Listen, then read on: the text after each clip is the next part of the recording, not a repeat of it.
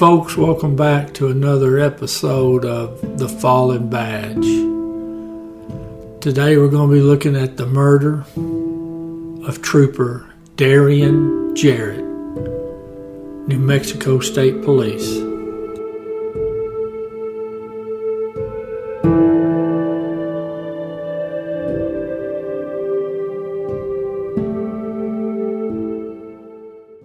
Trooper Jarrott had about 5.5 years on with the New Mexico State Police. So he had enough time on that he kind of knew his way around. And if you look at the map, you can see that the area he was riding there in New Mexico, it's not too far away from El Paso and the Mexican border. So you know there's going to be a lot of action down there on that border. Now, when Mr. Rice mentioned or requested I do a story on Trooper Jarrott, he said it was a real interesting story, and he wasn't kidding now. This is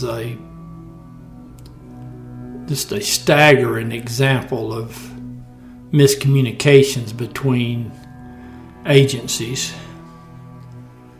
and it's really sad. Trooper Jarrott, now I think he had 3 kids, one on the way. Now he was divorced, but he was engaged to be married to a young lady. Everything I read, he was a good trooper and he did his job. What we're going to see in this story is what happens when you have a federal agency, Homeland Security Investigations, New Mexico State Police, and then you throw in meth and fentanyl and a meth-crazed drug dealer. The only outcome's going to be tragedy. And it sure was in this case here.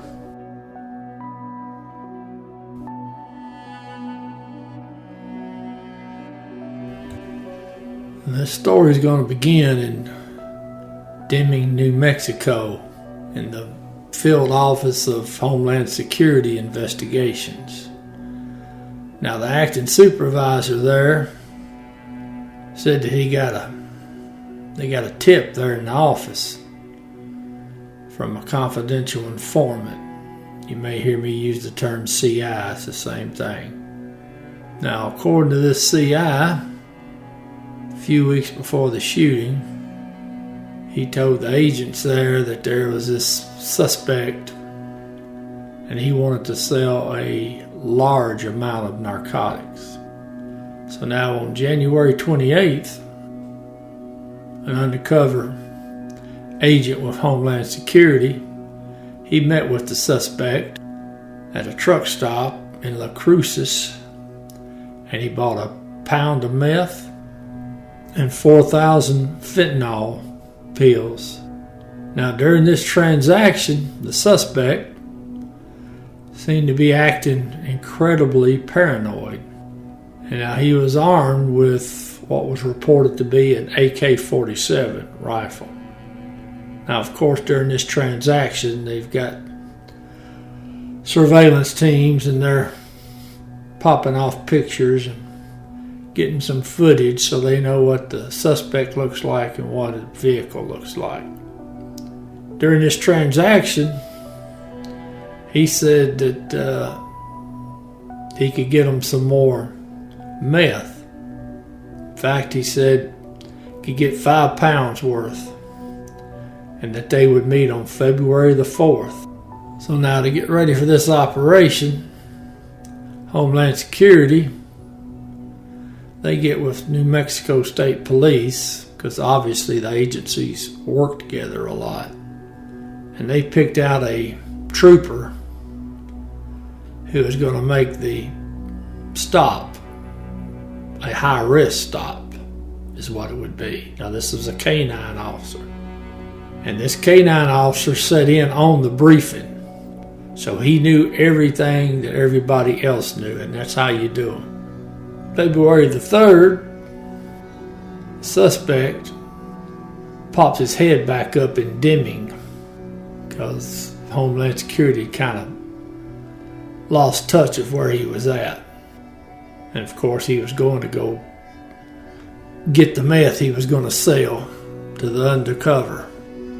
So now, Homeland Security, they call state police back and they talk to a sergeant. Same deal. He says, hey, we're going to need some of your guys to make a traffic stop. And this sergeant state police says, well, we can do that. Now, according to Homeland Security, the plan was still for the same canine officer to make the stop. That's what the federal government says. That was their understanding. Now, the canine officer, he would later say that he'd been briefed the first time and that the plan was he was going to have a second trooper with him during the stop because this is a high-risk stop. They want to use uniforms to get this guy stopped so that way he can't claim later that he thought he was being attacked. He was going to be robbed. Now, Homeland Security had two plans of action for the February 4th operation. Now, plan number one was state police were going to make the initial stop. And then as soon as they got him stopped, Homeland Security agents in an armored SUV were going to pull up. Because they were expecting this guy to shoot it out. They were absolutely guaranteed this guy was going to shoot it out with them. Now, if the state police couldn't find the suspect while he was going down I-10, because they knew he was going to go I-10 from Deming to Las Cruces. Now, if they couldn't stop him along the interstate and take care of it right there, which, of course, that'd be the best place to do it. Get him out there on the interstate because you can block traffic. That way, if you have a shootout, you cut down on the likelihood a civilian gets hit. But there was a backup plan, and the backup plan was that if he got to that meeting in Las Cruces, then once the transaction was made, the undercover agent would give the signal, the takedown signal. And then they were going to take the suspect down there on the scene at the truck stop.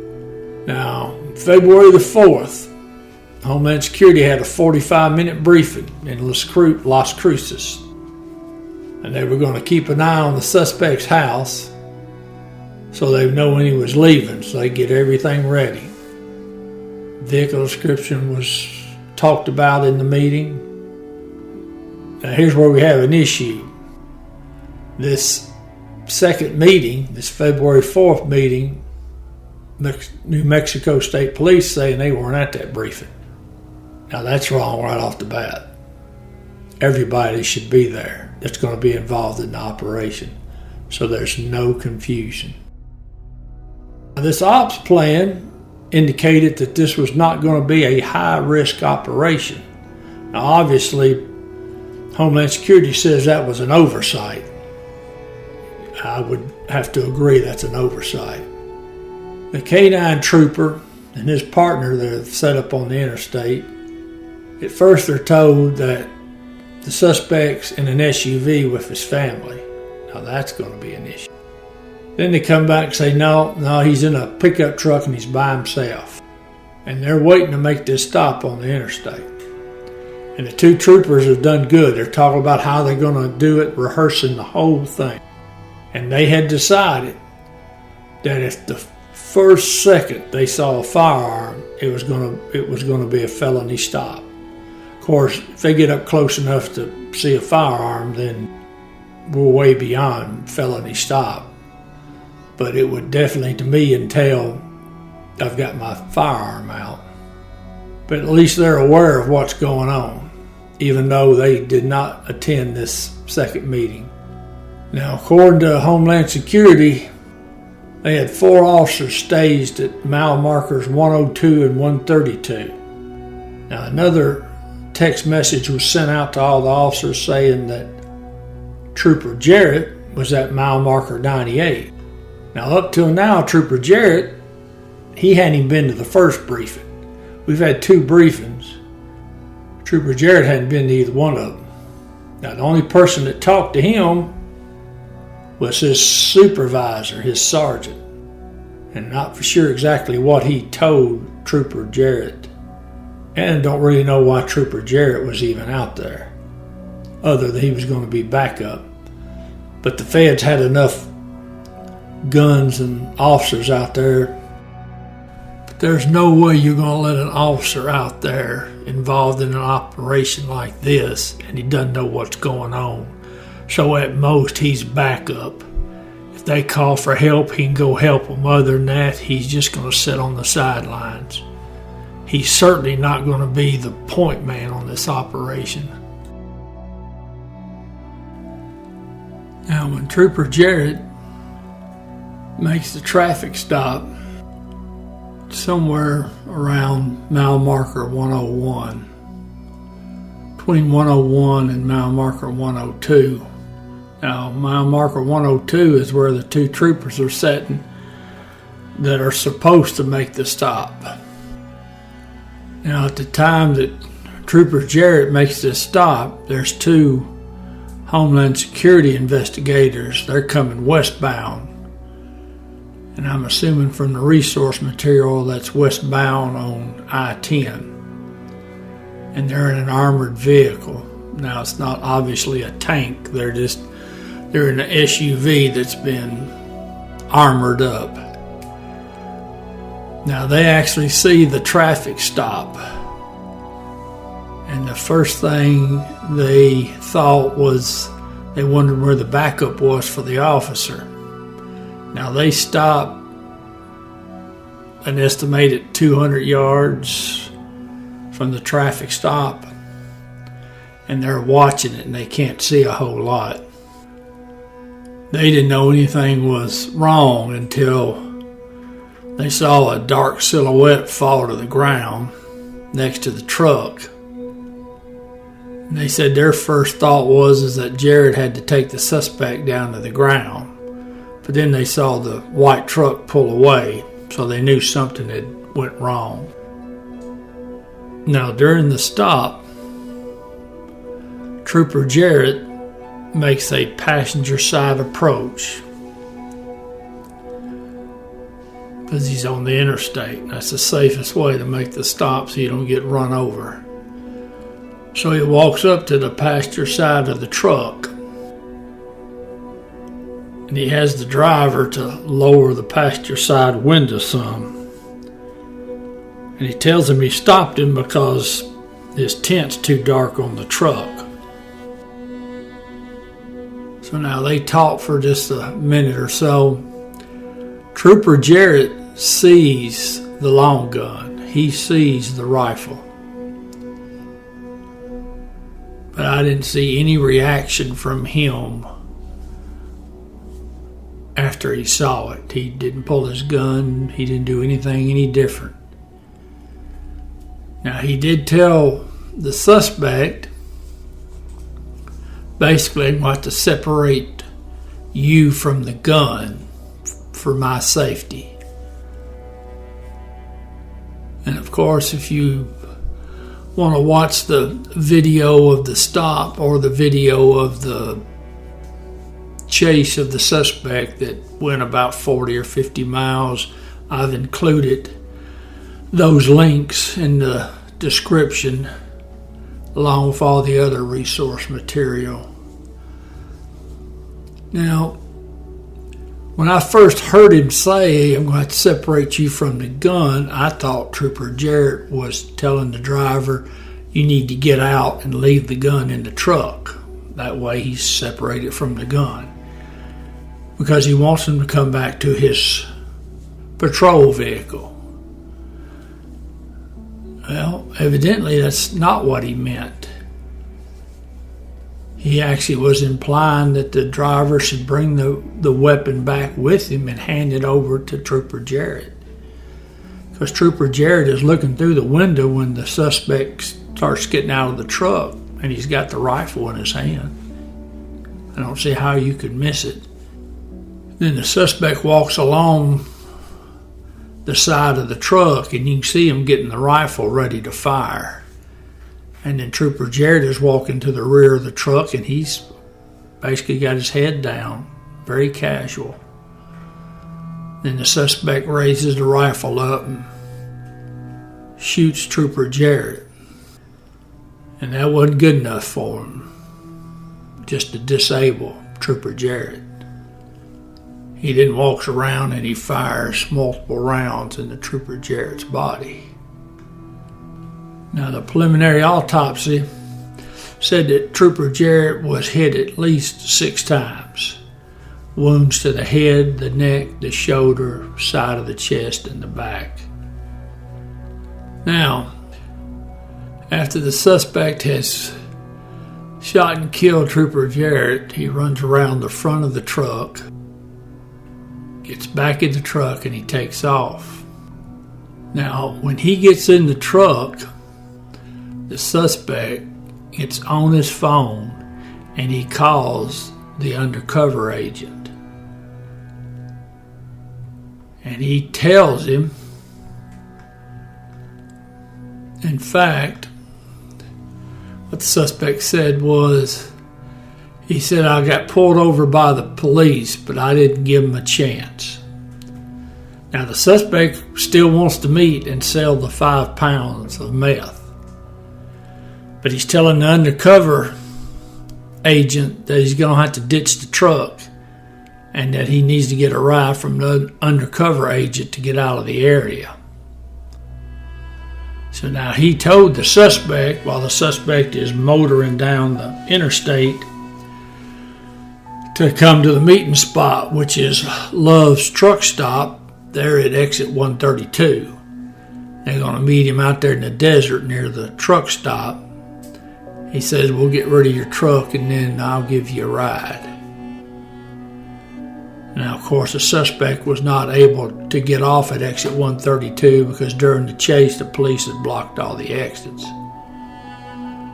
Now, this chase went on for quite a while. They used stop sticks, and they got at least 2 tires, I think, during the chase. And then they do a pit maneuver on the suspect's truck, spin it out. Now, the suspect jumps out of the truck and immediately goes after the officer that did the pit maneuver on him. And they get in a shootout, and the officer that did the pit maneuver, he's shot in the arm. He retreats to the rear of his squad car, and he's exchanging fire with the suspect. Then other officers make the scene, and they shoot and kill the suspect.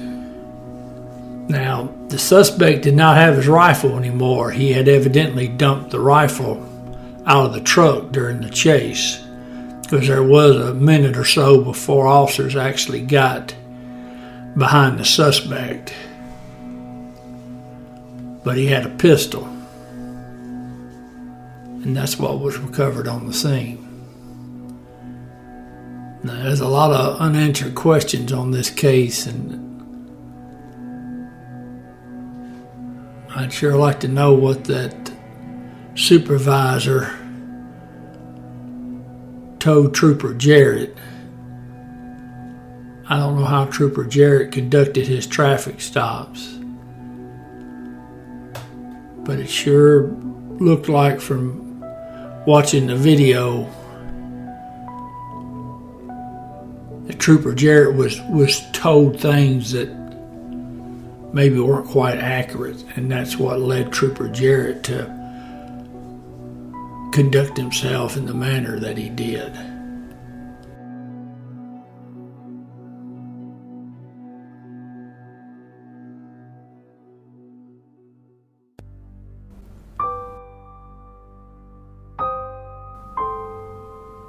Trooper Darian Ray Jarrott End of watch, February 4th, 2021.